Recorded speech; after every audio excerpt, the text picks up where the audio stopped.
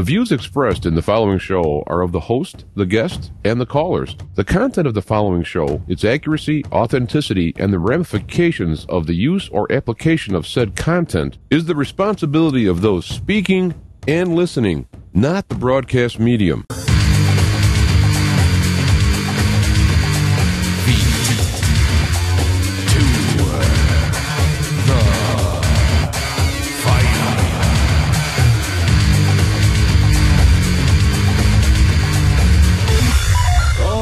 We had a little glitcheroo, but we are back here with Matt Stein. Matt Stein's been on the show several times. Loved the books he did. I mean, I love them in that they were completely necessary, and that at some point technology will fail, and we do have a guide that will help us through bad times. And Lord knows that when you're dependent that much on technology and it stops, it will be bad times. So he put that book together along with another book, something more short-term, perhaps more likely for any individual at any given time, especially with the weather you've been having, is when disaster strikes. Both are invaluable to people during those times. So welcome back, Matt. Oh, thank you, James. Do you hear me okay? I'm trying a new headset. Yeah, I hear you fine. It seems like you're coming through fine there. I had a little trouble at first. I was getting a little panicky. Well, I was installing the new headset, and it said, we needed to download, and then Skype wouldn't recognize it. And so what I thought would take 5 minutes took 15 minutes, and I apologize for that. Well, I'm just glad you're here, because I tell you, one thing, people, who do any live anything, and something goes wrong, it's like, now what do I do? So I'm glad to have you here. We're going to be recording this as well for a YouTube release. A lot of people suggested that I do the radio shows on YouTube, but I just have a problem with putting a picture up there with audio. It's kind of like cheating. So not that not that we're going to be doing anything all that exciting, but at least we're here live with video. Now, I actually did a little talking beforehand, and I wanted to ask you some questions, knowing that you are in touch with things like pollution and corporatocracy. I guess some of the various words on it. Right. What is your? I believe you're down in Arizona or Texas, something like that, or Southern California. I'm in Reno Tahoe area, so I live at about 6,000 feet elevation, and I live in California, but about 10 miles from the border with Nevada. Okay. And I'm in a mountainous area where most of the time we get a lot of snow and precipitation. Not much last winter. It's pretty dry and sunny and unusually warm. And while the East Coast was getting their polar vortex, we were having lots of beach days in January. I mean, I was climbing on the day of the Super Bowl.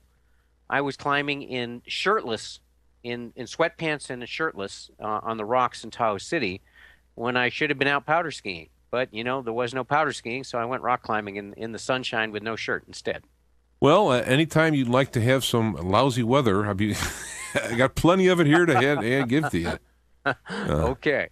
But we were just talking about this. I read a story about there's literally a plan from Guatemala and Mexico to allow the illegal aliens coming into America easier passage through their countries. Do you have from your perspective, have a opinion on what this is all about down there?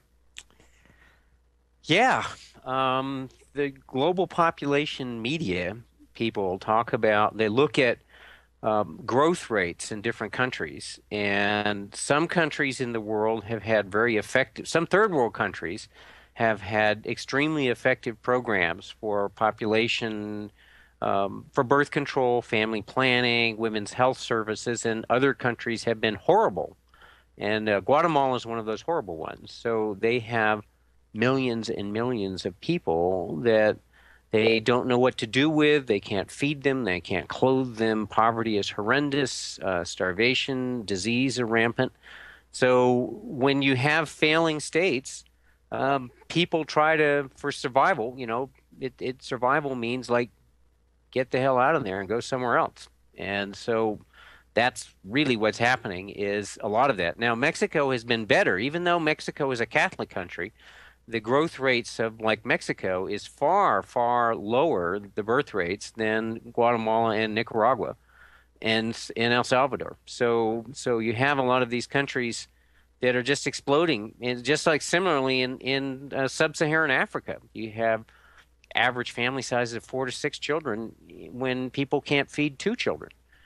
And so you have, whenever there's a situation like that, you have people, you have child soldiers, you have genocides, you have people in desperate situations willing to do desperate things. And there's a number of countries in the world that are like that, where they, countries that have been smart and said, look, we've got to educate our poor women in particular and provide health care and health services. And one of the most effective ways of doing this is some, like Population Media Center out of Vermont. They have centers in Ethiopia and various places of the world.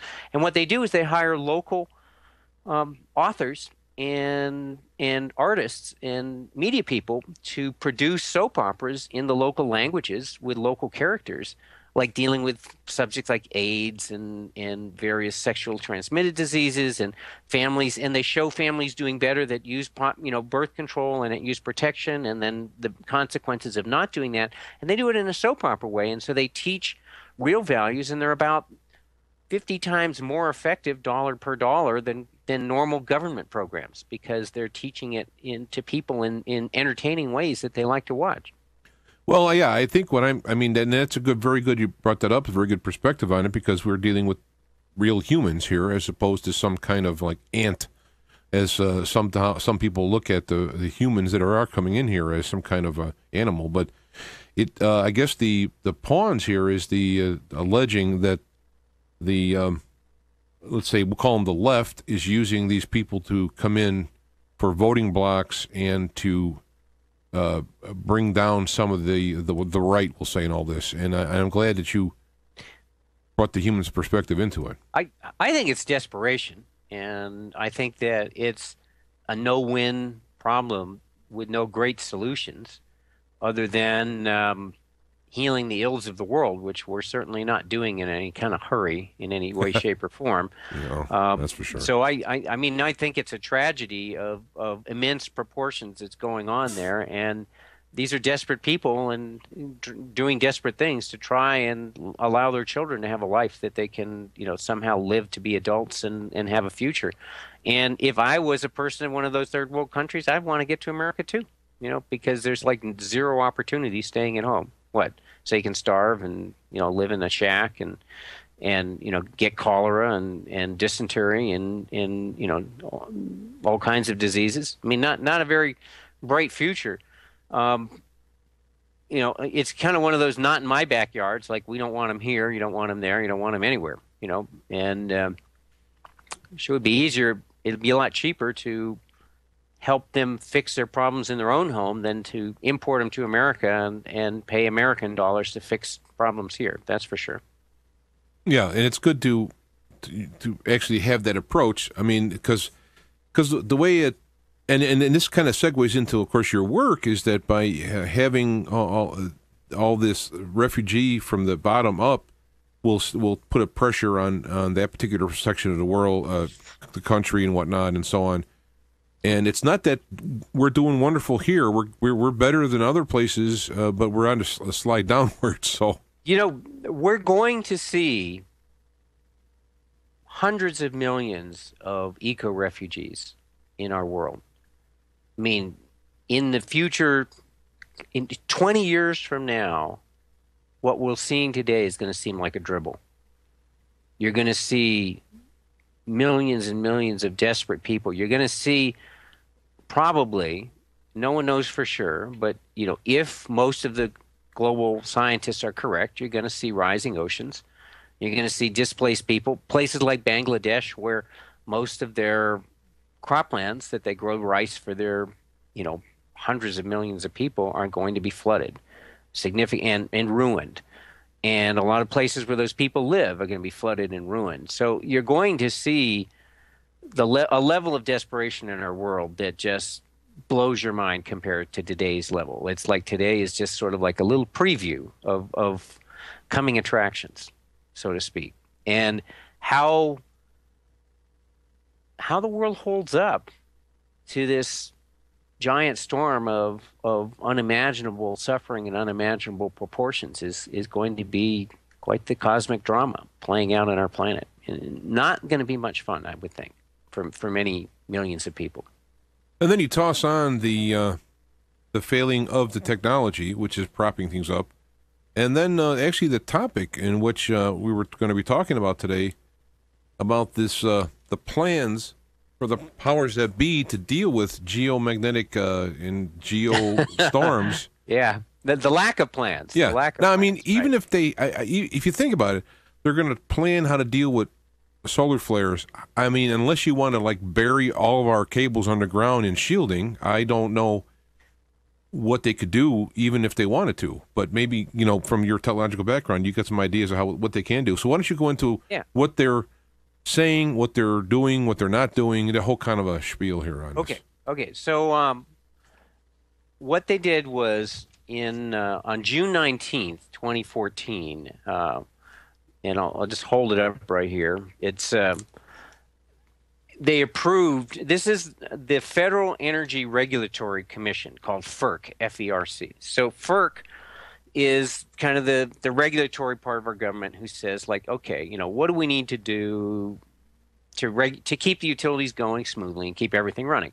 So FERC is a national regulatory commission, and NERC, North American Electric Reliability Corporation, is a private corporation, and it sounds like they're the good guys trying to make sure everything's right. Like reliability, North American Electric Reliability Corporation, NERC, sounds like, you know, they've got our best interests at our heart. And in truth, they probably do.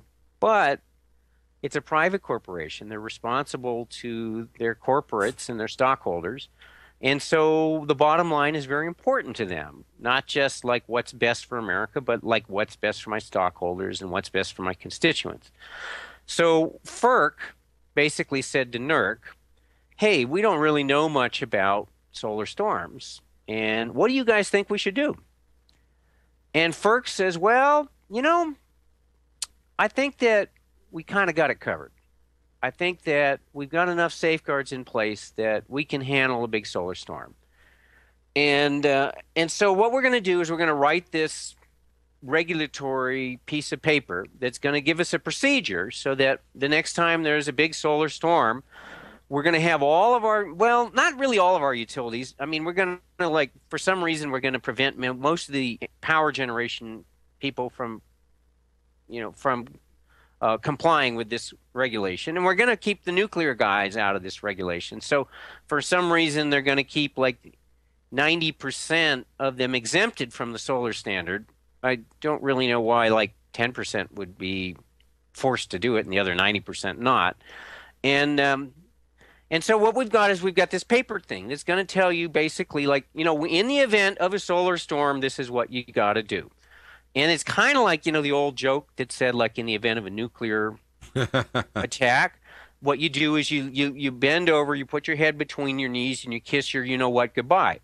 So this is sort of like that. So basically what they're saying is each of these 2,000 electric utilities in the country are expected to spend 20 hours a year complying with this standard. So an estimated cost of $1,200 per utility. So the entire utility, 2,000 electric utilities, are going to spend $238,000 per year to protect the American public under the solar storm standard. So in comparison, the cost of an extended blackout is probably to $130 million. See, in 2010, Oak Ridge National Laboratories was hired. They hired Meditech Corporation to do computer analysis of the effects of an extreme solar event on the grid. And see, now these events, people say, well, how often do these extreme events happen? Well, the last one happened in 1921, which is about 93 years ago. And the one before that was 60 years before that. So between the last two, they've been 80-year average. And looking at ice core samplings, they estimate every 75 to 100 years on the average. I mean, there could be two 5 years apart. There could be two 200 years apart. But on the average, it's about a 75 to 100-year event. So this isn't something that happens once every 40 million years, like the big asteroid impact that wiped out the dinosaurs. The last one of those was like 40 million years ago. This is the last one of those was 90 years ago, and the one before that was 60 years before that. And that was a 500-year event. That was the Carrington event of 1859. So what they did in this Metatech study was they modeled the grid, and it turns out that when a solar storm hits, it induces energy into buried pipelines and buried power lines. So, like, for instance, in 1961, when the Soviets did their EMP testing, they let off a bomb, suborbital bomb above Kazakhstan. And are you hearing me okay? Everything okay? Yeah, I'm dealing with extraneous stuff that just came in the studio. Oh, okay. I just wanted to I got many hats on at once, and so yeah. Okay, I got it. Okay. Yeah. So when they blew off this bomb over Kazakhstan, now this is shortly after we'd done our Starfish Prime test on Johnston Island, which is about 900 miles south of Honolulu. Well, Johnston Island's near the equator, and so like think about like a horseshoe magnet. You go in the sand, you get iron filings, and they stick to the North and South Pole, and none sticks around the middle of the magnet. So it's kind of like that on the Earth. When a big solar storm or EMP hits, the interaction between the Earth's magnetic field and the incoming solar storm or the pulse from the nuclear bomb going off in the upper atmosphere causes much more of an interaction effect closer to the poles and a much smaller effect near the equator. So the Johnston Island one, the Nobel Prize winning physicist who did the calculations on that, they just didn't understand it well. Science isn't perfect. So he's a Nobel physicist, but he was off by a factor of 10 to 1. So in other words, the effect of the EMP even near the equator of Johnston Island was 10 times stronger than they'd imagined. So all of the instruments were calibrated for the wrong scale, so they decked all the instruments. So they had to calculate the strength of it based on instruments in Honolulu, like 900 miles away, because all the battleships and things they had near Johnston Island, they were just, all the instruments were wrong, calibrated wrong, and it just decked them all. So they were all, the needles were the top. It's like going down the road and going so fast that the needle on your speedometer is all the way to the end. You don't know what the reading is. So what it did then was it blew out a bunch of lights, and street lights in Honolulu failed, and about 50 cars didn't start, not a big deal. And a central switching station in Kauai blew out, a telephone switching station blew out. But, for the most part, 900 miles away, things are okay. Well, fast forward to Kazakhstan. They had these big diesel generators set up in hand because they anticipated it would knock out local power. And they blew off this EMP. Now, the EMP in Kazakhstan was about 4 times stronger than the EMP in Johnston Island, not because the bomb was stronger, but because it was closer to the pole. And so imagine this now. Here's all these robust military generators, pre-microelectronics. Those are the things that are supposed to be really good in the event of an EMP. Well, they all cooked. They fried. And they had a 1,000-kilometer long power line buried 2 meters in the earth. So that's 600-mile long power line, 6 feet deep in the earth. They brought power to this part of Kazakhstan from a generating station 600 miles away. Well, it induced so much energy in that buried cable that it burned down the power station 600 miles away. Burned it up. Gone. Poof. So that's pretty serious. Basically, what you can say is that now an EMP and a solar storm are different. They're similar but not the same. So in an EMP, you have an E3 effect, which happens in between like a half a minute and 15 minutes. And that's essentially the same as a solar storm. It's a long, slow burn, and it induces these huge currents in these trunk lines. And in the case of our modern grid, the problem is that we have these giant lines that interconnect extra high voltage transformers. That's what very efficiently sends massive amounts of power long distances in the country at high levels of efficiency. The problem is that when you step things up to 350,000 to a million volts and then back down, these transformers are not able to handle the pulse from an electromagnetic storm. The old-fashioned transformers are much smaller, much lower voltages, and they weren't nearly as susceptible. These really high voltage transformers that send energy very efficiently are also an Achilles heel. So what that means then is that most of the transformers in our country are going to blow. Now, people say, well, okay, so what if I lose a transformer? You go down to the hardware store, buy a new transformer, right? Well, wrong. These transformers cost about 10 million bucks a piece. They're roughly 200 tons for a single transformer. You have to shut down a freeway to deliver one of these babies. And the current waiting list to buy one is 3 years because China and India have been ramping up so rapidly. And we stopped making them in America. We got our grid upgraded back around 2000. We did the grid upgrade from like 1970 to 2000. And then we basically just had nobody was going to buy them from America because they were too expensive. So after we upgraded our own grid, we just stopped making them. Those guys are all like retired or dead that know how to make them. They're all gone.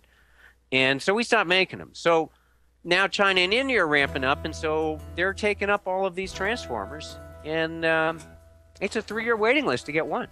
Well, it sounds like we got a break coming in. Yeah. I didn't want to. I could stop, but I wanted to make sure you get that in there. Well, that sure set up a bunch of questions, a bunch of things. We'll go into details after your break. So all right, we'll do that. Not a pretty story. No, you got to know it. All right, we'll be back to continue with Matt Stein. It's going to be one of those nights that's going to be a kind of a reality slap back into your seat. But you got to know these things prior to them happening, because if they happen and you're not aware, then it's a double whammy. So hang in there. We'll be right back and continue talking live with Matt Stein, author of When Technology Fails, right after this.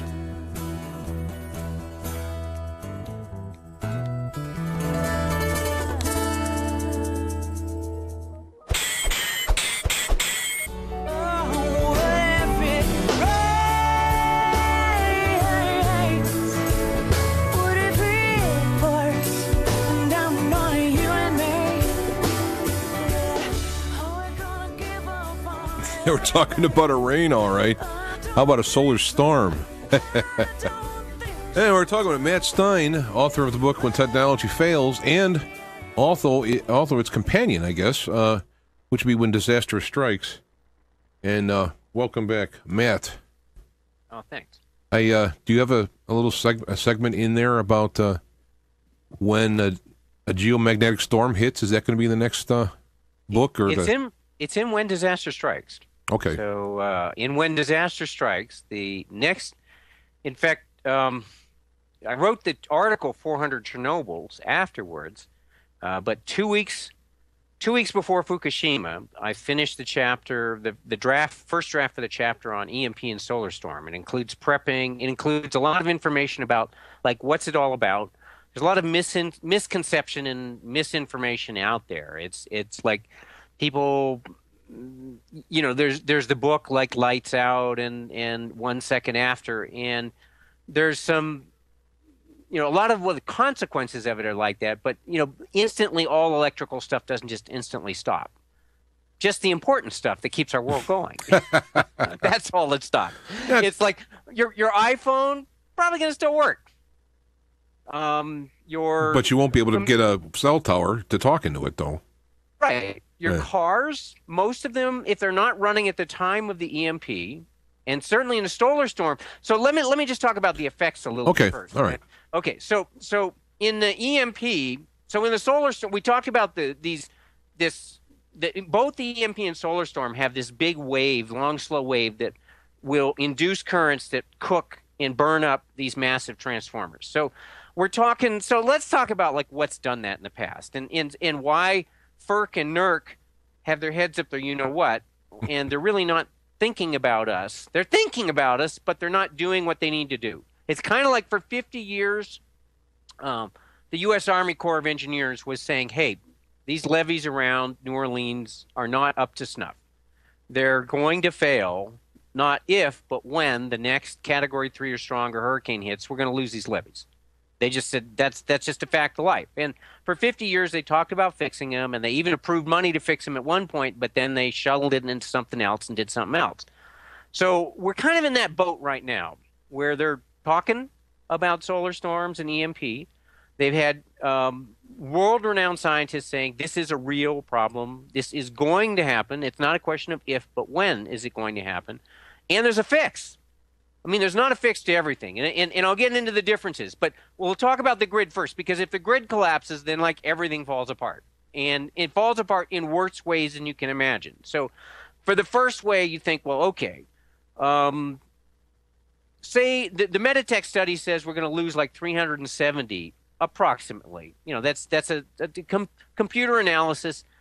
Figures we'll lose about 370 of these big transformers. Now, okay, so let's talk about what's caused transformers to fail in the past and what the result was. Well, in 1989, we had a geomagnetic storm that was really strong. I mean, you know, they had to reroute planes over the North Pole. It disrupted communications. It was incredible northern lights and all that. But how strong was really strong? Well, it was just one-tenth as strong as the 1921 storm, which is 50% weaker than the 1859 Carrington event. And the Carrington event is considered to be like the granddaddy event. That's like a 500-year event.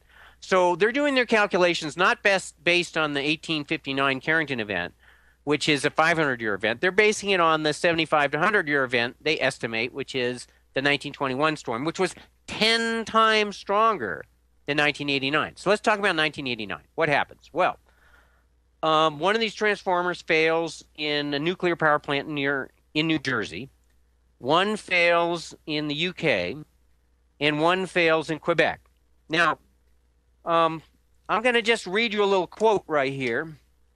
This is a really cool article by John Kappenman, and it was printed in IEEE, which is the International Electrical Engineering, I forget what the last one is, but it's like a big symposium of international electrical engineers. It's called A Perfect Storm of Planetary Proportions.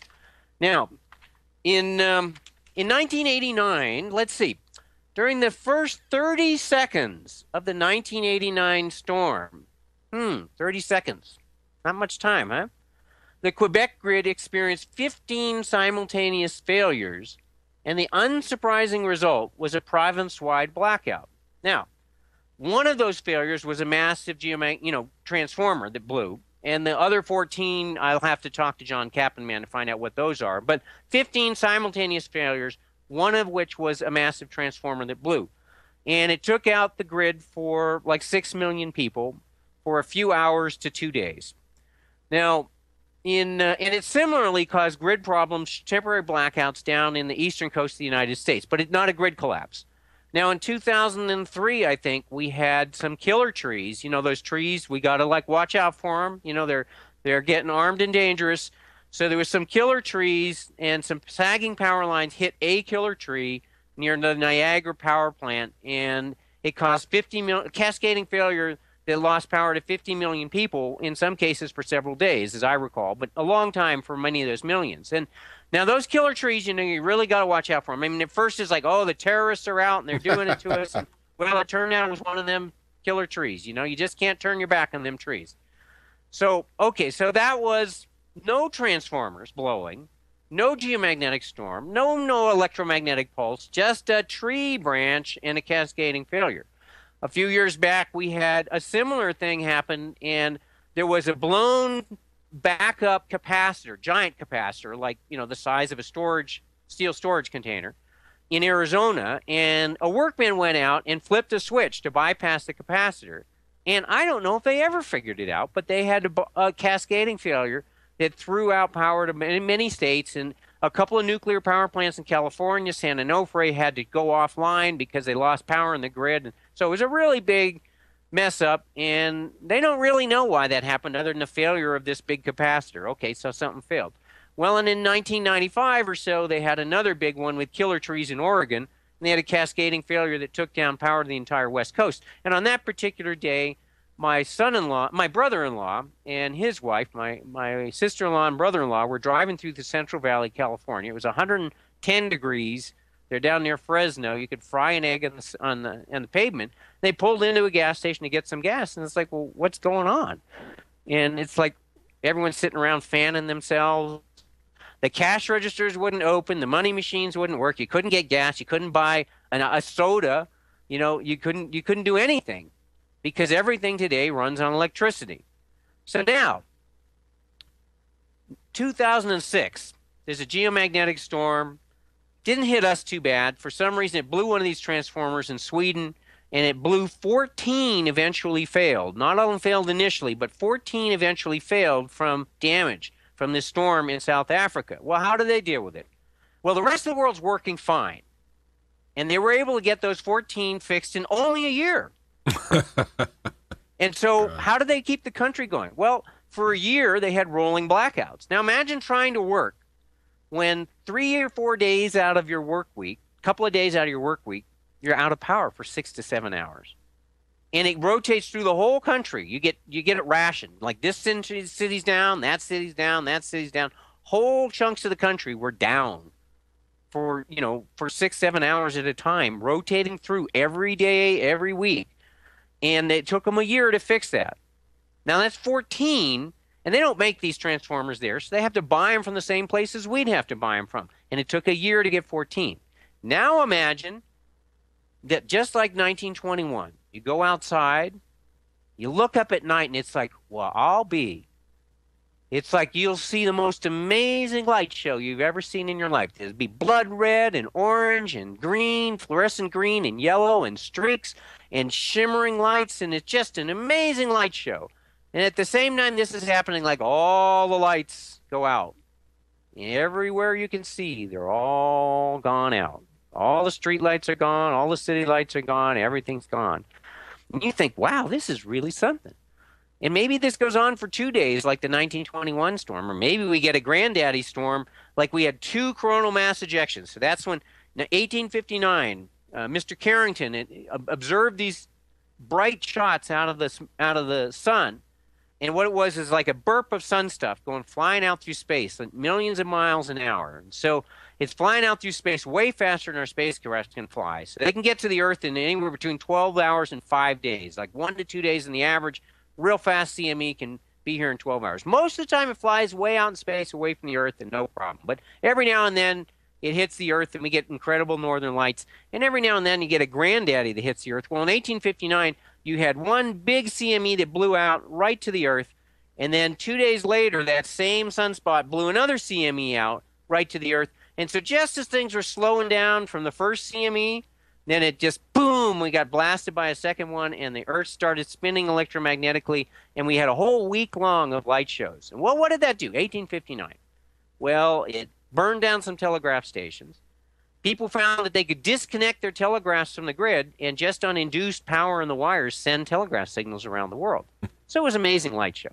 What happened in 1921? Well, in 1921, there was no grid in 1859. It was just like light telegraph stations, and I mean, the light bulb hadn't been invented yet. There was no grid. 1921, we have a grid, sort of. Just individual cities electrified, no massive grid, no big transformers, nothing sending power really long distances. So what happens? Well, Penn Central Station burns down because of induced power things, and a bunch of electronic stuff and communications things blow out. Well, the world goes on. I mean, you could drive over the hill on your horse cart or your Model T and, pay the local farmer for some butter and eggs, and life went on. Well, fast forward to today. When the power goes out now, the internet's down, the sewage plants are down, the water treatment plants are down, the telephones, in 3 hours, the cell phones start running out of power, backup batteries for cell phone relay towers, so they start dropping out in 3 hours. In 3 days, your central phone switching stations have run out of backup power. In 3 days to a week, all of your police stations and hospitals have run out of backup power. In each of our nuclear power plants are mandated to keep 1 week of fuel on hand to keep those backup generators running in the event the grid goes down. See, power plants, nuclear power plants, are making megawatts of power, like huge amounts of power. So when the grid goes down, they go into emergency shutdown mode because they've got no place to put that power. They're going to blow themselves up if they don't go into emergency shutdown mode and start shutting down. And they can't power themselves with their own pumps because it'd be like taking a sip out of a fire hose. You blow your face off. they're generating so much power. So what happens is when it goes into shutdown mode, the control rods and the fuel rods mesh together and start slowing the reaction down. Well, these rods are hot and need constant cooling for 3 to 5 years after you initially shut them down. So like a month after Fukushima was going, if they lost, when Fukushima first shut down, what happened was the earthquake hit and the grid collapsed. So immediately, there's 4 out of the 6 power plants at Fukushima were up and running. 2 of them were down for refueling. So luckily, there wasn't all 6 of them going. There's only 4 going instead of 6. So the grid collapsed, and they did what they're supposed to do. The control rods immediately slam into the fuel rods, start slowing the reaction down, and the backup generators kick in, and the big pumps kick in, and they're pumping like millions of gallons an hour through these reactors to keep them cooled. And they're dumping all that heat instead of running steam turbines like they would normally to keep the power of the grid.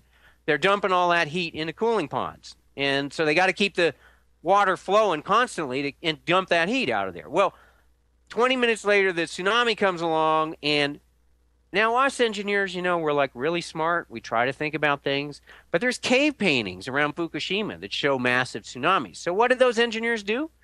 Well, 5 out of 6 backup generators were on the ocean side. They're gone. They're toast. They're history. 1 backup generator for Fukushima number 6 survives.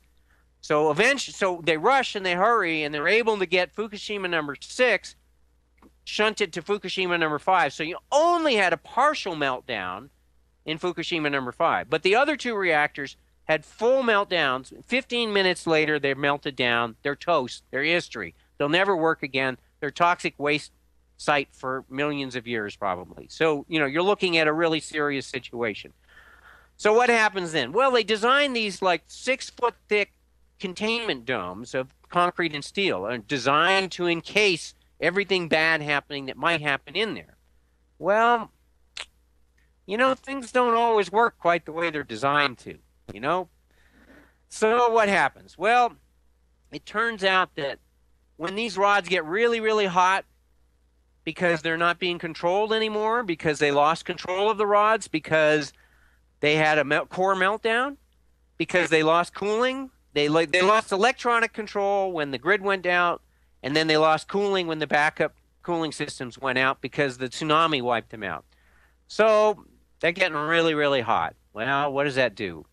Well, it caused something called dissociation in the cooling water.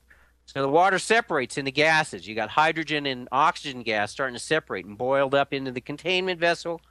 Well, several times over the next day or so, you saw these explosions and stuff blowing out through the containment vessel. So these super strong 6-foot-thick concrete and steel, well, it popped them like an egg, like a broken eggshell.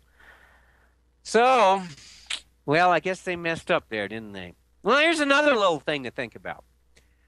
Well, we've been doing nuclear power now for like 70 years, 50 years, something like that. We haven't figured out what to do with that waste when we're done. So most of the 440 nuclear power plants operating in the world, well, when they're done with their, after a year or two, those rods start losing power. So they pull them out, and they pull them out with giant cranes that are built into the structure.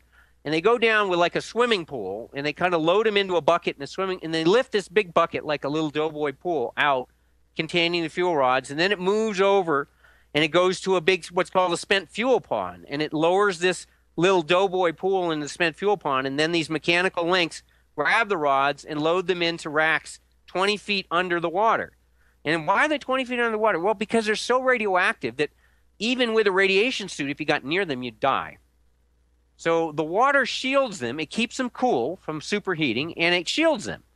So what we have is about 4,000 Chernobyls worth of fuel sitting around the world in these ponds of water that we don't know what to do with. Now, after 5 years, they're cooled enough. They can spend $1 million and load for each dry cask and load them. So actually in Fukushima, they had a bunch of old rods and dry casks. Now in America, we're too cheap. We don't have them in dry casks. We just have them in little spent fuel ponds. They're just sitting there in those big 25-foot deep ponds of water, waiting forever for someone to figure out something to do with them. Somehow we're going to fix these things. Okay, so now back to Fukushima. Well, they got about 10 Chernobyl's worth of fuel in the spent fuel ponds sitting on 2 buildings that have been blown to pieces by these hydrogen fuel explosions. So all those really beautiful, shiny, high-tech machines that were designed to unload the core of the reactor and put them in spent fuel ponds, they're all wreckage. They're all sitting in these ponds on top of the stuff that they're supposed to access. So here you have 10 Chernobyl's worth of material sitting on top of these buildings and they're using the fire hoses. And you think, like, well, what are they trying to do with fire hoses on Fukushima? You know, you saw the movies after Fukushima, and they got fire hoses. Well, you know that fire hoses aren't going to get water inside Fukushima. I mean, there's no way you're going to use a fire hose to put cooling water inside those domes. It's like, oh, I saw. We have 10 Chernobyl's worth of fuel rods sitting on top of blown up buildings. And if we don't keep them wet and cool, what happens? Well, you see, these fuel rods, they're cased with something called zirconium. Because if you use plain old steel, well, you have something called radiation embrittlement. And those fuel rods, they're so radioactive, if they're encased in steel, they would fall apart after a while. They'd just turn brittle and the steel would like degrade and it would fall apart. So they're encased in this stuff called zirconium. Well, one of the characteristics of zirconium is that it burns like a Roman candle when it gets really hot. Like, I don't know about you, but I know, like, when I was a pyro. You know, I was like a little mad scientist kid. I was a pyro. And in chemistry class, it was really fun to take that magnesium foil and light it on fire and watch it burn. I got caught, too. I got caught doing it. Yeah. So, I mean, that was pretty fun, right? But, you know, if you stared at it, you'd burn your eyes. Like, you see spots in front of your eyes. So zirconium burns just like magnesium. So when you have these spent fuel rods, if they go dry and they're piled on top of each other and not separated carefully, so they start going critical. They start getting hotter and hotter and hotter and hotter without something cooling them and without the proper spacing between them. They feed off of each other, which is how nuclear power plants make power, is they feed off of each other in a controlled manner, and they make lots of superheated steam, and they run turbines, and all that heat gets converted, at least a good chunk of it gets converted into electric power. But when you're not able to control them properly, they get too hot, and then the zirconium starts burning. And essentially what you have is radioactive fire, just like Chernobyl. Now, most of the radiation in Fukushima has gone into the water and not into the air. In Chernobyl, all of the radiation was going into the air. And it caused a few hundred people lost their life short term from radiation, mostly workers who were saving the world by giving their lives to encase Chernobyl in a sarcophagus, an earthen and cement sarcophagus was encased Chernobyl. And there's a couple hundred workers who basically either died or lived horrible lives where they were sick the rest of their life because of that. Well, 10,000 or so people kind of died more immediately. The official numbers were pretty low, like 10,000, but they did an epistemological study. The Russian, you know, the top science organization, Russian, did an epistemological study, and they estimate that roughly 1 million people worldwide died as a result of Chernobyl, and 3 million people were sickened, like Chernobyl AIDS, where you have acquired, and your immune system is shot for life. They say the Chernobyl necklaces all over in villages downwind where they all have thyroid tumors, especially the kids who grew up, and deformed children, you know, 4-headed kids and 10 legs and just gross deformities. Little fetuses in bottles are all over the place, you know, as a testimony to what went on.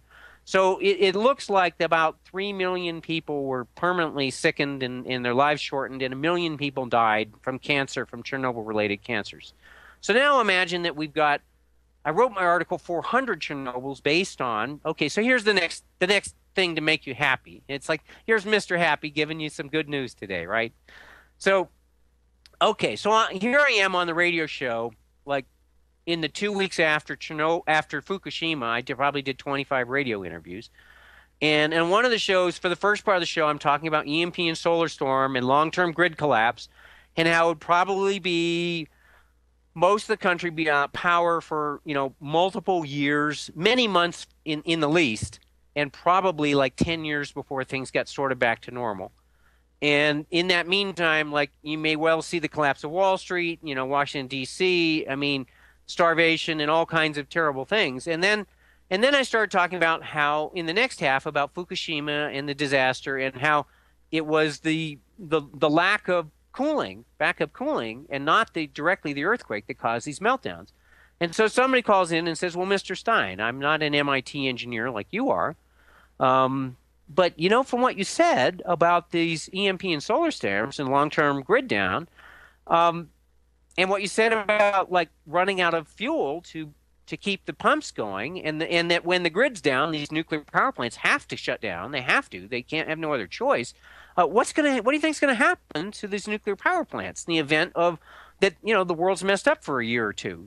From an EMP, from a major solar storm. And my jaw kind of drops, and it's like, oh my God, I can't believe it. I wrote these chapters 2 weeks apart, and I didn't connect the dots. It's like it turns out that each power plant's mandated to have a week of backup fuel on hand, because they figure, the grid's always up. It's never down for more than a day or two, right, or a few hours. Right. It's got to be back up within a week. And then I talked about this in the air, and some power plant guys called me up and said, hey, our plant, we're progressive. We're mandated to have a week, but we got a month's worth of fuel on hand. Let's see. Okay, it took a year for South Africa to fix 14 transformers to get them in and fix their grid. 350 United States go down. 2,000 or so in the world go down, at least. That's just a shooting from the hip estimate. John Kapman, I asked him, I said, how many things going to go down in the world? And he says, I don't know. I didn't study the world. And I said, well, yes. What about 2,000? He said, yeah, that seems like a reasonably good number. And 2,000 in the world go down.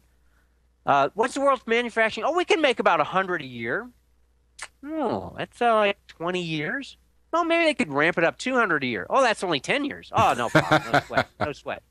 Well, do you think that they're going to keep do you think when the chaos is happening that diesel fuel trucks are going to show up like clockwork at all of our 104 nuclear power plants in our country? What do you think the chances of that are happening? What do you think the chances are that those trucks are going to run down the road, and the heavily armed people in America, somebody's not going to, say, I want that truck. I want some diesel fuel. I don't know. I think. Now, here's the good news. There is good news. The good news is, for the price of a single stealth bomber, $2 billion, a B-2 bomber, one of those bombers, we lost a couple in the, one or two crashed. I don't even think they ever shot one down, but, that's the stealth bomber. We could fix this problem. For the price of a B-2 bomber, I'm not saying we can prevent everything bad from happening. There's no way we can, protect everything in the world from a solar storm or an EMP. But for about $1 billion, maybe two, we could put these newly developed technologies to protect each of these extra high voltage transformers. So they'll shunt power to the earth using a giant vacuum tube switch that can handle much more power levels than semiconductors can handle, and much faster. And we could do this and prevent the end of the world as we know it. And let's talk about that after the break. Wow. Well, that's good news. Of course, probably the bad news behind the good news is that they won't do it. But, at least there is something that people can say something about. But hold on there. We'll come back and continue the fascinating, alarming, but fascinating, illuminating conversation with Matthew Stein, author of When Technology Fails, as well as When Disaster Strikes. So hang in there, and we will be right back.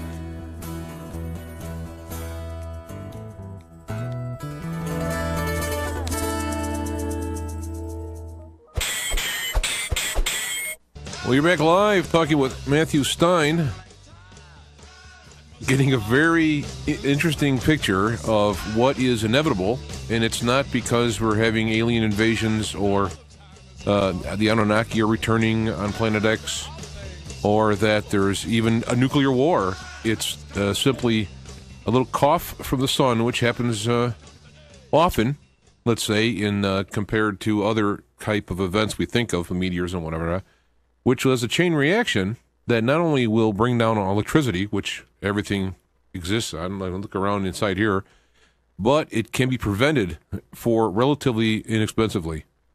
So you have the, instead of worrying about terrorists, with the odds of being hit by a terrorist, I think I could get struck by lightning about 50 times a second.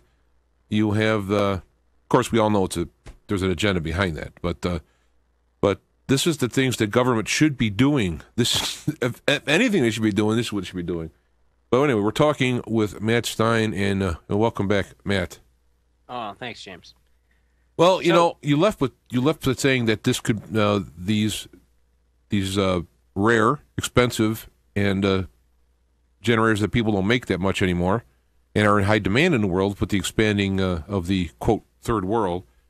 They're preventable by putting a vacuum tube shunt to the ground, which is relatively economical. Yeah, you're looking at on the scale of governments, it's pretty peanuts. I mean, you're talking a tiny. If you think that the official bailout of Wall Street was like $500 billion, and so that's like 20. It's more than 100. It's like 200 times as much as money was bailed out for Wall Street as we're talking to prevent the end of the world as we know it. So it's chump change as far as government's concerned. It's like a day of the war in Iraq, and it's like a week in Afghanistan or something like that. And but the problem is that it's not chump change for private industry. It's chump change for the governments, but it's not hard for government to do, but for private industry, it's a serious bite. So what happened was the various government bills have been in place in Congress, and none of these guys are technical. And so the problem is you get experts saying one thing on one side, experts on another side. So here, just to backtrack a little, the government was kind of worried about this stuff, so they had this bipartisan EMP commission back from 2005, 2010 or so. And the commissioner was a Dr. William Graham. I like to call him Billy Graham, but I guess that's a different doctor there. And so anyway, Dr. William Graham was, he's no dummy. He's PhD. He was Ronald Reagan's chief science advisor for a couple of years. He had about 30 years in the DOD in the nuclear program. And so, he's a really smart guy. So he wrote a letter. He was the head of the EMP Commission, and then he was really concerned about this. And after Fukushima, totally independently of myself, he came to the same conclusion as myself. And so this letter is dated 8/5/2011. It was stamped October 3rd, 2011, and received or whatever, recorded. And he addressed it to the chairman of the Nuclear Regulatory Commission, and he copied a whole bunch of senators and representatives, both Republican and Democrats, and Stephen Chu, the Secretary of Energy, John Holden, Director, Office of Technology and Science Policy, bunch of senators, Senator Lieberman, Collins, Levin, McCain, Representative Waxton and Upton and Peter King, a bunch of people. I'm not reading them all. Roscoe Bartlett, bunch of people. So they came up with this, and he basically said, this letter is to urge you, as you form plans to protect U.S. nuclear reactors from Fukushima-type disasters where electric power to support nuclear plant operations is lost for a protracted period, to take into account the very real threats from a great geomagnetic storm and from a nuclear EMP attack. And in a few minutes, I'll talk about the differences between EMP and solar storm, because they're similar and related, but not identical. And then down below, he says, such an event could also cause operators of the 108 nuclear power plants in the United States to lose the ability to perform a safe, controlled shutdown of their reactors, producing a Fukushima-like disaster on a large scale. Okay, so here's Ronald Reagan's chief science advisor saying the same thing I'm saying. And so these are not dummies. Now, so what happens? They have a bill in Congress, the SHIELD Act, and it's gone through a few incarnations, but basically it says, okay, private industry is going to pony up their $2 billion and fix this problem. And if they're not able to get all their money back from their constituents and they're having troubles with that, then they can petition the government to pony up some money and, help them out. Well, so what does NERC do? Well, in around 2010, after the EMP Commission, NERC had this symposium where they wanted to look at major threats to the grid and to life as we know it. And they looked at all kinds of threats like, viruses, internet viruses, different things. And what they concluded was that the two biggest, scariest threats to the grid and to life as we know it is EMP and solar storm. And they wrote this report called the HILF report. HILF is an acronym for HILF stands for High Impact, Low Frequency. It's kind of so-called black swan events, things that don't happen very often, but when they do happen, it's a really, really big deal. So NERC, North American Electric Reliability Corporation, the guys who sound like they're the good guys, are watching our backs, sponsors this symposium, and they publish the HILF report. Well, what happens next? Well, the SHIELD Act comes out and says that private industry is going to pony up a couple $2 billion. So NERC's not too happy about that. So they get their lobbyists out there to change things. And they publish a new report. And the new report says, don't worry, we got it covered. Everything's okay. We don't need to spend this $2 billion. We've looked at it, and we decided that we have adequate safeguards to protect our grid. And Congress says, oh, wow, that feels so much better now. They said, well, what new computer modeling did you do? I mean, the Meditech report that was under the auspices of Oak Ridge National Labs and sponsored by the Department of Homeland Security, they said some pretty scary stuff. I'm so glad that our grid is prepared. What new modeling did you do? What new data you got for us? They said, oh, we didn't do any. And they said, well, what about the Meditech report? I said, well, the Meditech report has proprietary computer code in there that they didn't give to us. So we couldn't study the code, so we just kind of chose to ignore it. And we think we know better.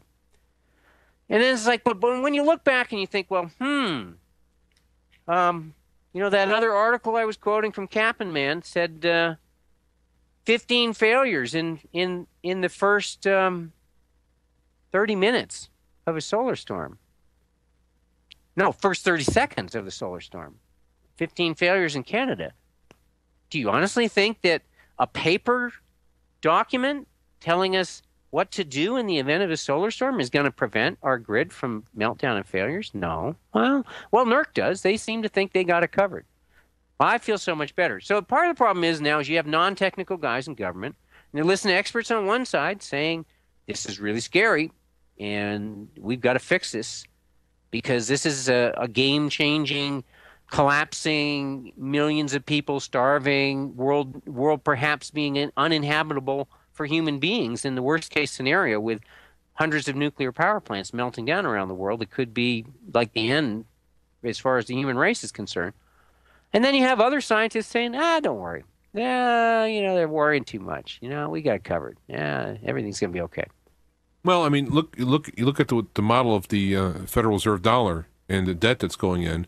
It's becoming numbers that even mathematicians are getting blushing at, and yet there's just that, you'll just throw some money at it, it'll be okay.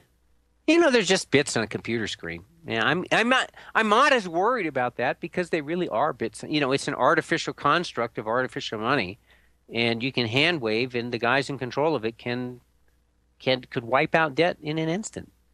You can just turn off that computer screen, it's gone. But nuclear power plants are real.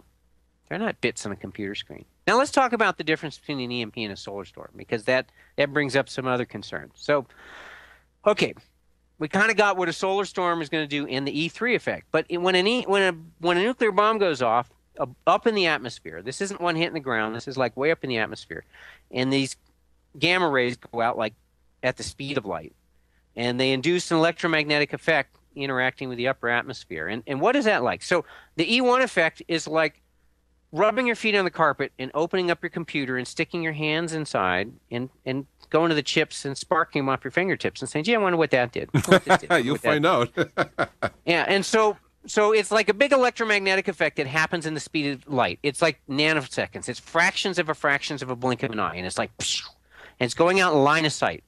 So a small little tactical nuke, like say they got some little tactical nuke, like a suitcase bomb, and they put it on. They bought a Scud missile for 10 or 20 million bucks on the black market, and they hired some Pakistani engineers and scientists or Iraqi scientists or whatever, some guys who wanted to put to the United States to do the code and do the programming and make it work. And they put it on a little junk freighter off the east coast of the United States, and they blow it off, and it flies over and blows up, 50 miles over the Earth over the east coast. Well, you got a big about 500-mile circle.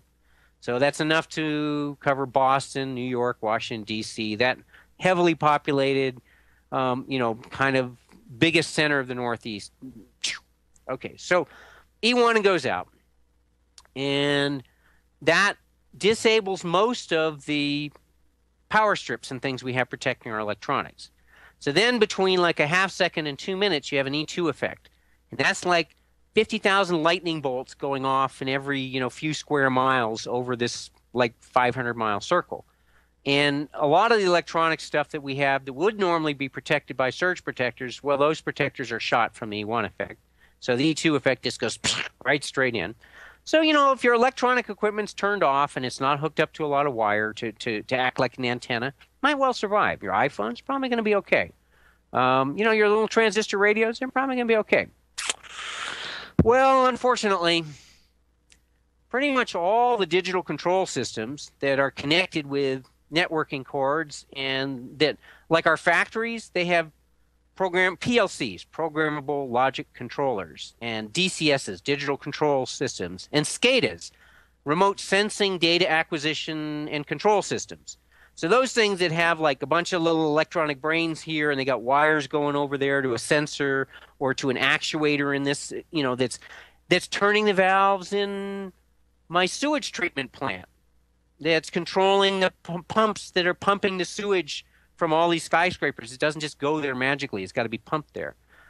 So unfortunately, there's pretty much 100% failure according to actual EMP simulation testing done in Curtis Birnbach's lab. That he does a lot of DoD stuff, and I've talked to him, and pretty much 100% failure of those complex digital control systems. So, in cars, well, unlike popular belief, according to EMP simulation tests, about 15% of the cars running down the road will just stop and won't start. But 85%, 1 out of 7 cars, 1 out of 8 cars, 7 out of 8 cars is still going to be running. And most of the cars that are turned off at the time of the EMP, they're still going to be running. And a solar storm, it's not going to screw your cars up, probably. Maybe some of them, but not on a massive scale. So, try to buy some gas for your car? Yeah, SOL. Yeah, all those little electronic things at the gas station, they're not working. The internet that diagnoses everything and sends workers out to fix this stuff and that stuff, well, that's gone. Your telephone switching systems that keeps everything, communications going, I guess they're going to be gone too. Oh, and what about those really massive control centers that keep our nuclear power plants going and our regular steam power plants going? That stuff's fried. Yeah, that stuff's fried. That could be a problem. Well, maybe my backup generators. Oh, wait a minute. What about that Kazakhstan test when the robust generators from 1960s cooked? Oh, yeah. You got a point there.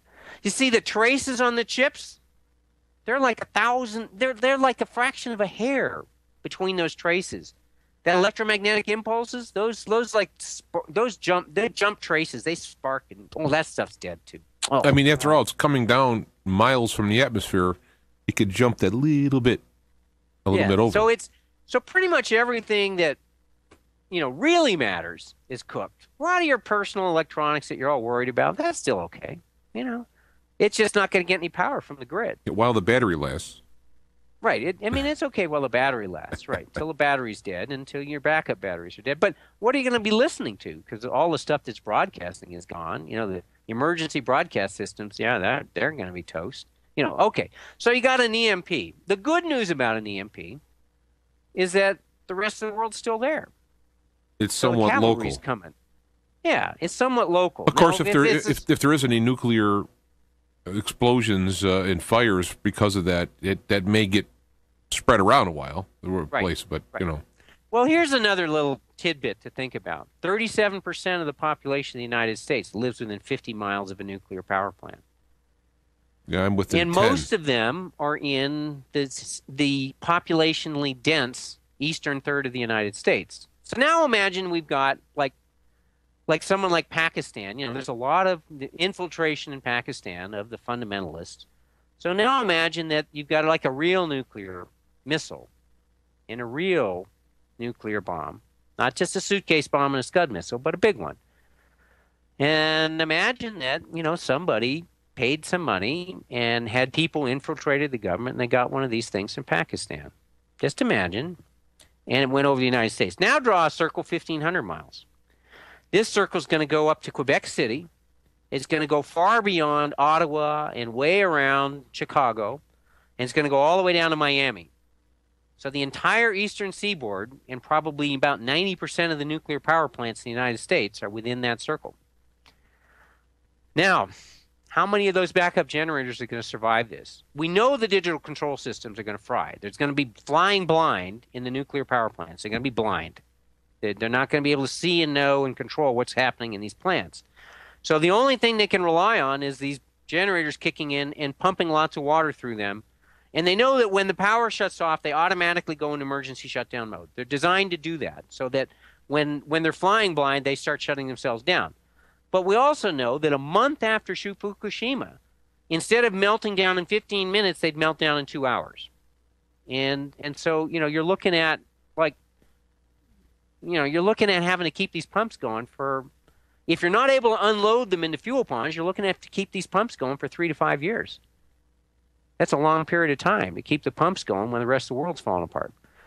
And it's a long period of time to make sure. Now, at least in the situation of an EMP, if we're lucky, there's going to be enough communications get up. There's going to be enough really smart people at the nuclear power plants to keep their heads on their shoulders to keep those pumps rolling. But if the backup generators are fried, they can't keep those pumps. And there's no place to run at that point either, because you have to get away pretty far, pretty fast, and to where? Well, yeah, to where? I mean, that's a big thing. So one of the things you need to think about is time. I talk about scenarios. Like there's a big difference in terms of what is your survival strategy from a dirty bomb to a nuclear meltdown, which is a Fukushima or Chernobyl event, to a detonation of a nuclear bomb. There's very different strategies because like in the detonation of a nuclear bomb, the logarithmic decay curve of the fallout is radical. So if you can stay holed up for 2 days in a basement or cellar or like a parking garage or something like that, where it's sealed in and you've got lots of concrete and steel, after 2 days you can come out and the radiation is down to 1/100th what it was in the beginning. I mean, it's still not good for you. You want to get out of the area, but at least you can, after 2 days, you can survive getting out of the area rather than getting killed like walking down the street for an hour, like it would be in the first hour after it. If you have, then you'd be like the Hiroshima survivors that were, in the fallout, the black rain, and you're messed up for life or dead, depending on what dose you get. But a nuclear meltdown's the opposite. It's cumulative. It gets worse and worse and worse over time. So you just have to get out of Dodge, and you have to get upwind, and the sooner the better. And it's just going to be building more and more radioactivity over time as it's spewing into the atmosphere. So your strategy has to be to get, if you want to survive, to get out and get upwind. And now, what? I hope we fix this. Now, for another $1 billion, we could have EMP hardened containers and backup fuel for a year and backup generators at each and every nuclear installation. So basically, for somewhere around 2-3 billion tops, we could fix this frying of the grid, and we could provide backup generators, backup electronics, backup fuel at each and every nuclear power plant. So in the event of an EMP, which messes up a lot more electrical stuff than the solar storm does, it's just that it's a much smaller area. So in the event of an EMP, then at least we know, we can pull out the backup generators, and we can get those pumps going, and we can prevent Fukushimas and Chernobyls from happening. So there's a way to have a shelter to hold this stuff in that will absolutely not be affected by those. Totally correct. Correct. And it's for you and I, the simple way to do it is called a Faraday cage or a double Faraday cage. But there is a free downloadable document on the internet about grounding and bonding for EMP protection. And anyone can download it. And so if you want to know some of these really amazing documents, like if you go to my website, whentechfails.com, and on the front page you scroll down and there will be 400 Chernobyls and it says read more. When you click read more, you get the full 400 Chernobyls article plus the hot links. So in other words, you'll get a link to EMP bonding. You'll get a link to the Bipartisan EMP Commission's report. I printed out a stack of documents 14 inches tall when I was writing 400 Chernobyls. I originally planned to spend a week writing it. I took 6 weeks of work with no pay. I didn't get paid a penny for the... No, actually, I got paid $200. Okay, so I worked 6 weeks. I got $200. So what I'm complaining about? I got it printed in Nexus magazine, which is published all around the world. It's out of Australia, but they publish in multiple languages. So I got a couple $100 for the article in Nexus magazine. Okay, so what am I complaining about? I worked 6 weeks for $200, 60 hours a week doing this reading and research and writing the article. But you can go to that article and click on the hot links, and it'll take you to the research materials. If you don't believe anything I'm saying, you can print out the same 14-inch tall documents I printed out and read them all yourself. Come to the same conclusions. Now, what can you do? Well, you can get involved. You can start raising a stink. There's a wonderful organization called EMPACT America, EMPACT America. And you can Google them and click to them and say, how can I be involved? And you can start calling your congressmen and saying, we need a hardware fix. We cannot place the end of the world as we know it on this document right here with some paper protocol that tells people what to do in the event of this solar storm. We cannot,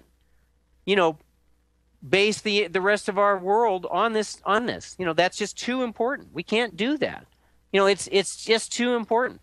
And you need to start thinking about yourself, because how do you prepare for and deal with extended grid down? Now, if we're lucky, the next solar storm will hit us like the South Africa storm did.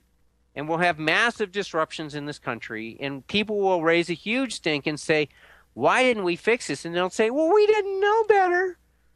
And they'll fix it, because rolling blackouts will be so hideous to deal with for a year that people will say, this is a serious problem. We got to deal with it. So that's the lucky scenario. Now, if we're unlucky, we get a 1921 style storm or an 1859 style storm, and millions of people starve, and we have multiple Fukushima-like events, and that's like the other end of the spectrum. That's pretty sad. But we could fix this problem. I mean, there's no way you could prevent massive disruption from an EMP. If someone really wants to stick it to the United States, an EMP is going to cause huge disruptions. It's going to fry so much electronics. We're going to have a hell of a time diagnosing and fixing the electronics, because all of that will have to be done manually, and very few people still know how to do that. But it's survivable if we put the things in place to prevent the end of the world as we know it. Protect our grid, protect the critical nuclear power plants. We can do this. Well, this is where we hit reality. I mean, Dr. Ray Louise had a book I love to title Avoiding the Cosmic 2x4. And what we are is we're seeing this 2x4 coming at us. It's going to be eventually. And unfortunately, a lot of people will say, well, maybe I can get through my life before it happens. And we got to think a little bit farther down the road, or we're not going to have humanity. But hold on, we'll take a break, and we will come back and continue talking with author Matthew Stein from When Technology Fails. And boy, we're looking at it now.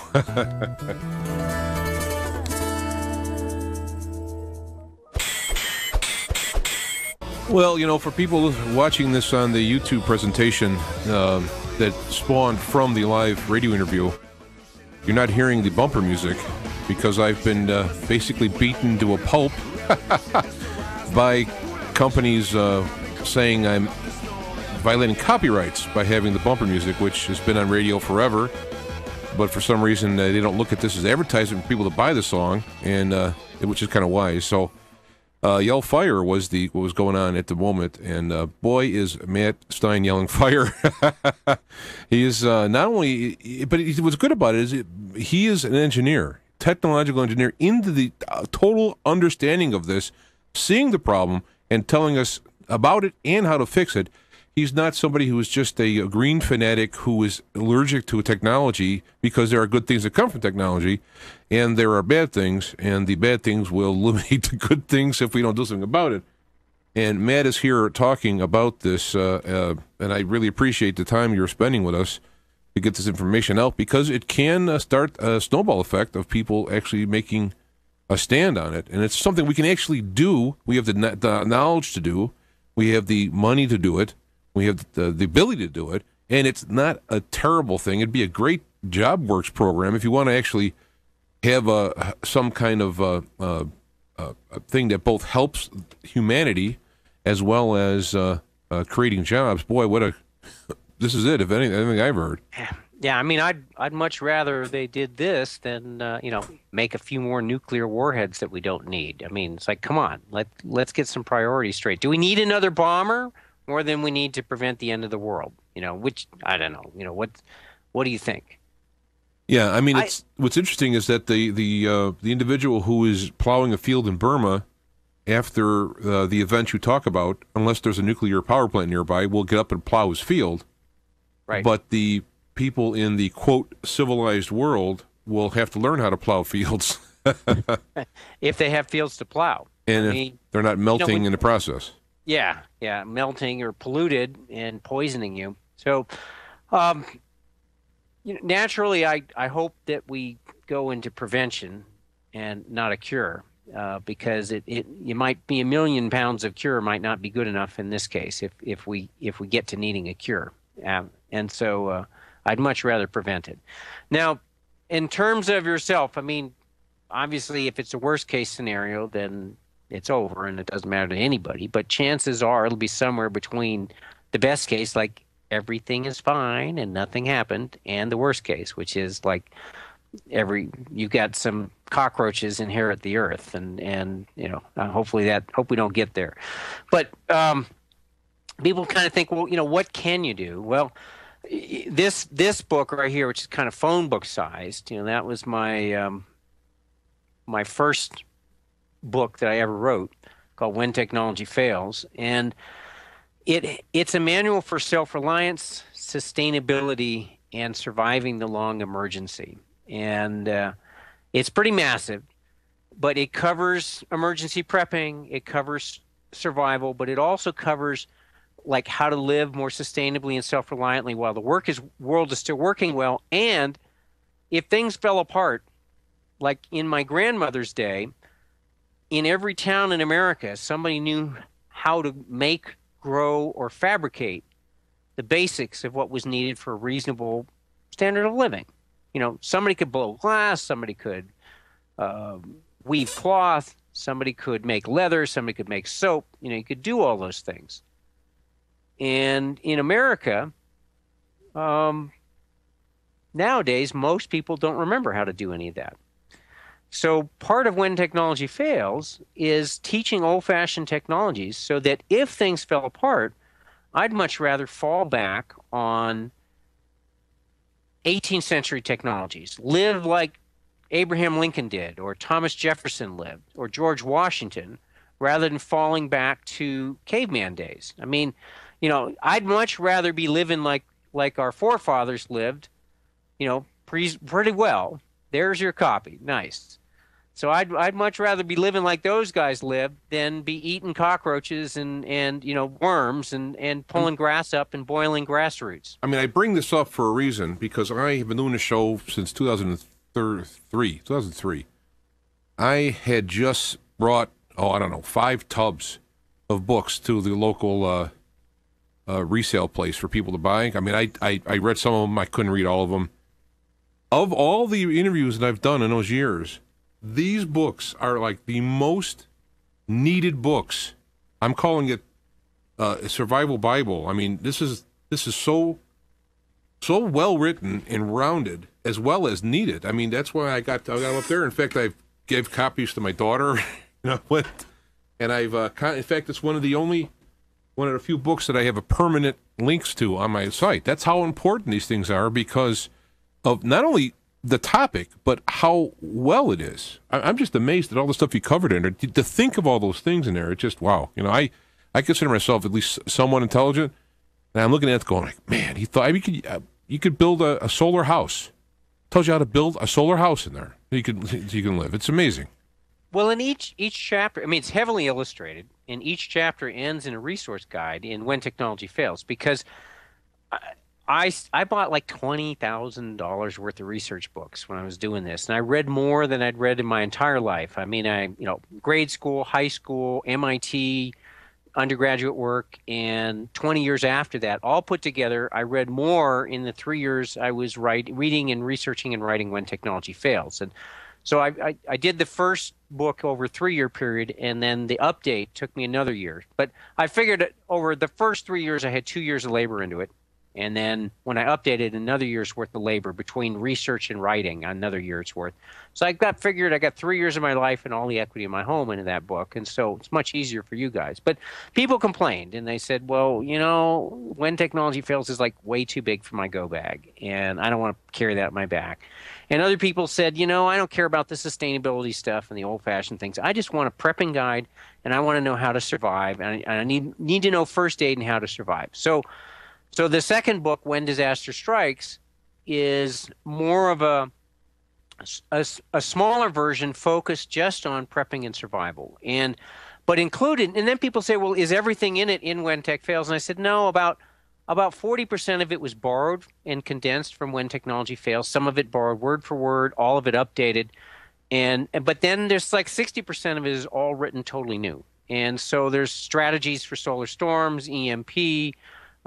There's a chapter on self-defense. People complained, like, Matt, you don't tell anyone about what guns, you don't tell anyone about ammo, you don't tell anyone how to break bones, how to, if they're caught in a situation, how to protect themselves, and none of that. And so I added chapters that people were requesting to When Disaster Strikes. They're not in When Technology Fails. So there's overlap, but they're not the same. And like I said, there's almost roughly 2/3 of When Disaster Strikes is all new material, and certainly When Technology Fails is like, was all new, and a lot of the illustrations in When Tech Fails were borrowed for When Disaster Strikes, at least in the survival areas. So, they're complementary additions, and so the smaller one's great to like throw in your car in your go bag. But if you're worried about the world melting down, then people ask me like, what would be the most important 2 or 3 books that I could bring, like if I'm really worried about a collapse scenario. And I'd say When Technology Fails and Carla Emery's Encyclopedia of Country Living. And I'd say the third, probably most important book is a really good illustrated plant guide. And people say, well, why is that so important? And so I've got a couple of stories that kind of tie into that. And anecdotes. There's actually 3 good anecdotes. If you've got time for them, they're really good. So the first one is, I don't know, 10 years ago or so, before I knew who Cody Lundin was. I don't even know if it was him on the radio or not. I have no clue. But I was on a radio show, and there was a survival guy who had a school that taught primitive living and survival in Arizona who was on the show with me. And we were talking, and he said that typically in his class, they do like a week of class on how to do things the old-fashioned way, kind of the Native American way, and everything from scratch. And he says at the end of that class, in the last 3 days, they split into groups and they go out in the wilderness. They're not solos; they're in groups, but you can't bring like no knives, no fish hooks, no guns. It's like everything has to be primitive living skills.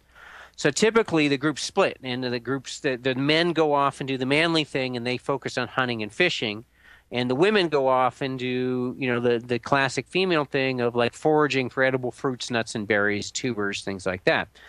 So he says almost invariably, come day 3, the women take pity on the starving men, and they share their bounty that they foraged for, because the men find that hunting and fishing without like modern tools is really, really tough.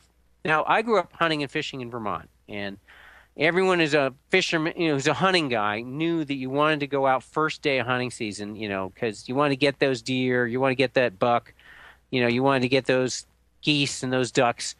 The first day was the best day because, man, I tell you, you see like half as much on day 2 as day 1. And then by the end of hunting season, it's pretty slim pickings. I mean, it's like the easy to get stuff was gotten, and the survivors made themselves very thin and very scarce.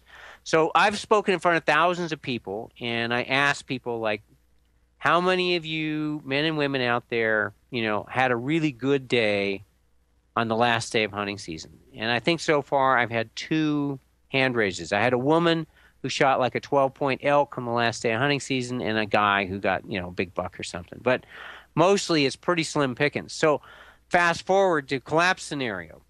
Like when the Soviet Union collapsed, when the Politburo in 1990 or so came in on Christmas Day and said, it's over, we're shutting down Soviet Union's history.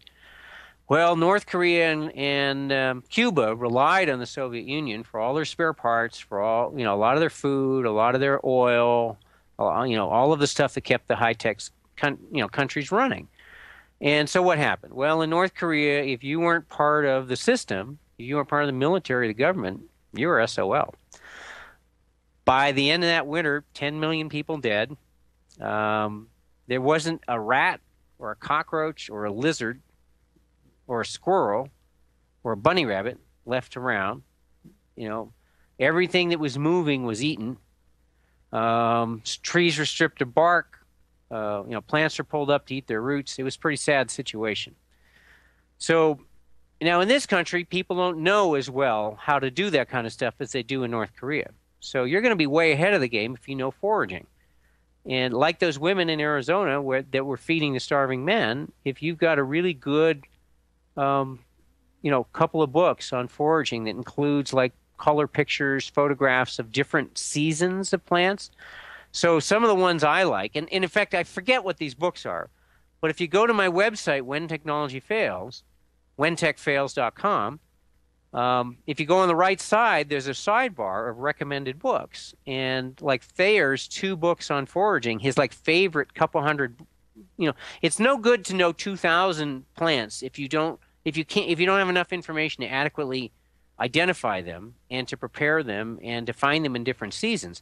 If you can know 200 or 400 of the best plants, of his top plants, which is what Thayer's books are focused on, is like the 400 most edible, 200 in each books, most edible plants that are easy to find and identify. That's the killer stuff you need to know. Sure, if you want to have a Peterson guide to 2,000 book, plants, that's great. But do yourself a favor and get Thayer's guide so that you've got like the best plants out there. Now, there's another little story I want to tell you when you're thinking about what's important. And when my wife was, she's passed on, but when she was Dutch Indonesian, and her mom was from the island of Java, and her dad was Dutch Marine. They met during World War II when they were liberated from the Japanese occupation, and then during the Indonesian Revolution that followed in the vacuum after that. So she knew a bunch of Dutch Indo people in the Bay Area, and there's Albert and Dee were a couple of Dutch Indos that immigrated to the Bay Area, and they had a little bag filled with diamonds and emeralds and rubies, and they were people who had a small farm in Indonesia. And you think, well, how does somebody with a small farm in Indonesia come by this little bag of diamonds and rubies and emeralds? Well, during the Japanese occupation, people were starving. And they had a small farm, so they had food. So every sack of rice where every bag of vegetables was equal to one little ruby or diamond or emerald or a gold ring, something pried out of a necklace or pried off of a bracelet and traded. So if you don't have a lot of money, to stock diamonds and emeralds and rubies and gold and silver, I mean, those are great if you got the money for them. But just think of, and they're also nice and compact and portable, like you can carry a lot of wealth in a very small thing. But if you don't have that kind of money, think about that loaf of bread, a sack of flour you can buy for a few bucks now, but when things are tough, it's more like $1,000 worth of gold or diamonds or emeralds or rubies or silver for that same sack of flour that's a few bucks today. So, I mean, most of us in this economy don't have a lot of money, and me included. So if you don't have any money, focus on your skill set. If you've got skill, if you've got some money and maybe you're like older and you don't have a lot of vitality, then focus on your network. Focus on being ahead of the game and stocking things that you can trade or barter, things that are worth, and then you'll team up. I mean, the lone wolf will tend to be picked off by people who are meaner and tougher and better organized and want all of his cool stuff. Whereas there will be strength in numbers, in community and in teaming up with partners and other people. So, I mean, I hope it never happens, but the writing is on the wall.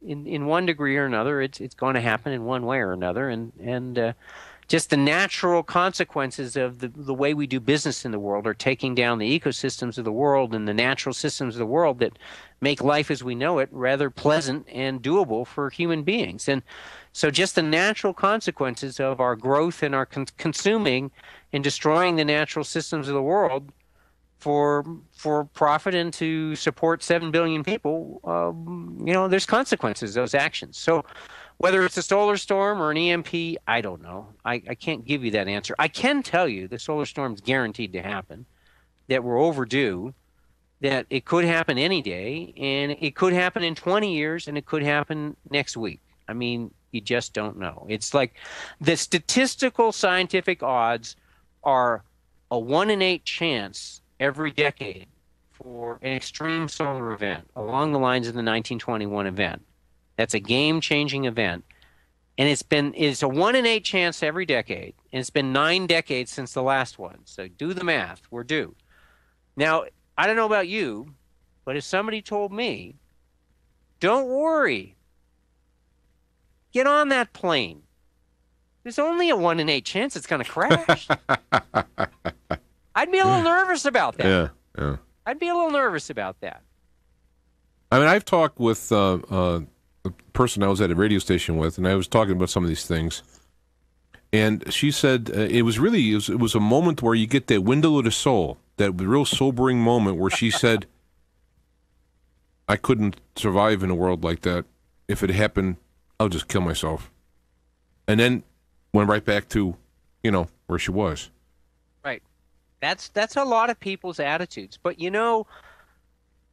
there's something about the organism kicking in, the biological desire to survive. And you see it in terminally ill people fighting up until it's, past the time it's clearly the end.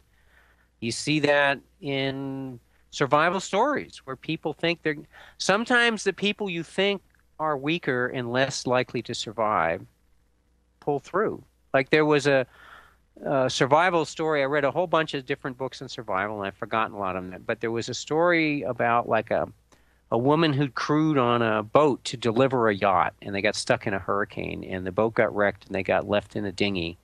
And there was like 6 people in the dinghy to start. And one of the women got cut severely in the wrecking, and I think maybe even nipped by a shark or something happened, and her legs were cut severely, and she got infection and died like a really yucky death a few days later in this dinghy, and in the life raft. And then there was a couple of guys who were kind of drunk and gnarly guys and not very pleasant characters, and they didn't survive. So the woman and one other guy survived out of like 6 of them on the boat that originally survived. There was like the woman and one other guy survived, and they were out. And so you can't just figure it out with your head. These people who think like, I hope I have one bullet and I'll just put a bullet in my head and it'll be all over. You don't really know till you're in that situation. And you don't know what the grace of God and circumstances is going to place you in that situation. So you may be in a horrible place where you wish you had the bullet to end your life. And you may also be graced with being in a situation where things fall into place. And I'm not going to say it's going to be easy, but saying that you team up with people, that you pull through, that you rise to the occasion. You don't know until you know. Yeah. But what this is good, a good message is because unlike so many other things I mentioned, Planet X, etc., this is something that is very simply explained that it will happen someday. I mean, you could say, yeah, someday a meteor will hit. Yeah, but those events are millions of years apart or what have you. This is something that already has history in our lifetimes, the last couple generations. There's a history right there. This isn't something that happened a long time ago, and our lives are only getting more complicated electronically and therefore becoming more fragile. So it's something that's really simple to do. And I thank God for your work. Talk about grace, to have these books with you. I was thinking, you mentioned, I was thinking about that one movie, Time Machine, when he went back to the future with 3 books. I'm telling you, this would be in my sack. I'm telling you. Well, thank you. It's always a pleasure, James. And I like to leave people with my motto. I like to say, I ask people to do their best to change the world and do their best to be ready for the changes in the world. And, thank you so much for having me on. It's always a pleasure. Well, it's great to hear from you. Unfortunately, usually in dire situations, but again, you're bringing us help and news. It's not you're not just sitting out there blowing a whistle. You're blowing a whistle and saying, and here we can solve this as a nation, a government, and we can solve in our lives as well. So, rarely do we get that kind of message from the person yelling fire. So, alrighty, thank you, Matt. We will talk again. All right. Good night. That's When Technology Fails is the main book. When Disaster Strikes is the second. WhenTechFails.com is the website. All these links will be on our website, Feet to the Fire. And we will see you next time, hopefully. So take care and reach for the skies within.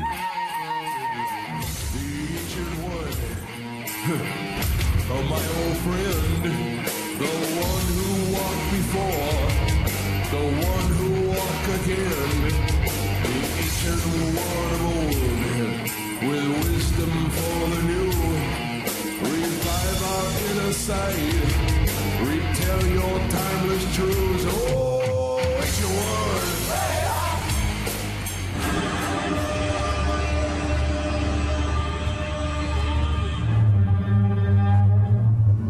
Feet to Fire is a production of IPS Media Works on the Jancik Radio network of stations.